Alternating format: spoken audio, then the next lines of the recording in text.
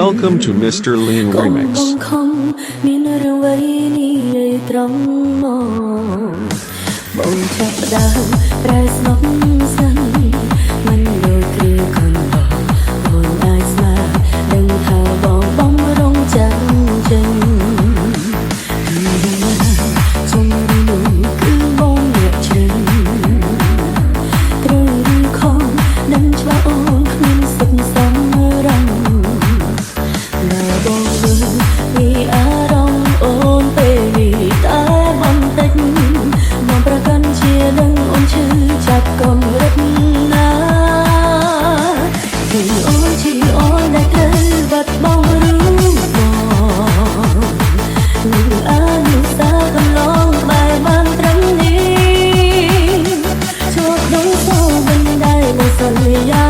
នឹងយ៉ាគុំដល់អូនពេលនេះភាពរីរីបងកុំពំមានគឺគ្មានរូបអូ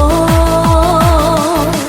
គឺអូនជាអូនដែលត្រូវឈឺចាប់រីងរៃអូនគ្មានអន្ទីពលអ្វីអាចខត់ខាំងបងថាបងត្រូវការសេរីភាពបងថាចង់ធ្វើតែម៉ែដងបងមិនត្រឹមប្រើពាក្យលំលោមសម្រាប់ខ្លួនឯង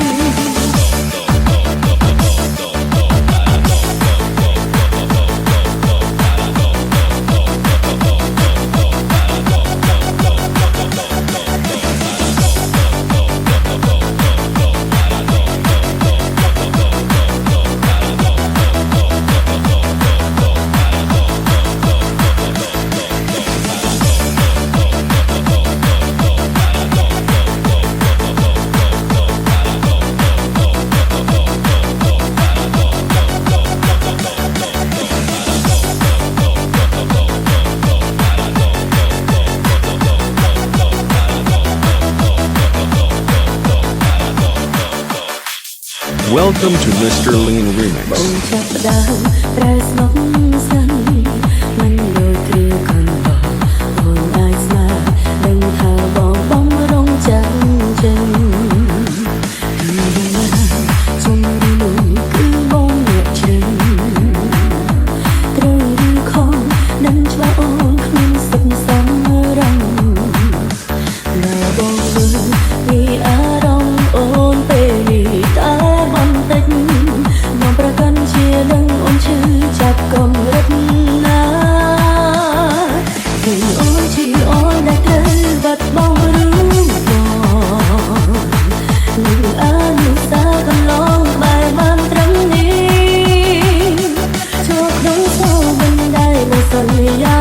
នឹងយ៉ាគុំដល់អូនពេលនេះភាពរីរីបងកុំពំមានគឺគ្មានរូបអូនគឺអូនជាអូនដែលត្រូវឈឺចាប់រីងរៃ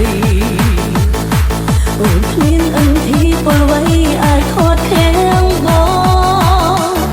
ងថាបងត្រូវការសេរីភាព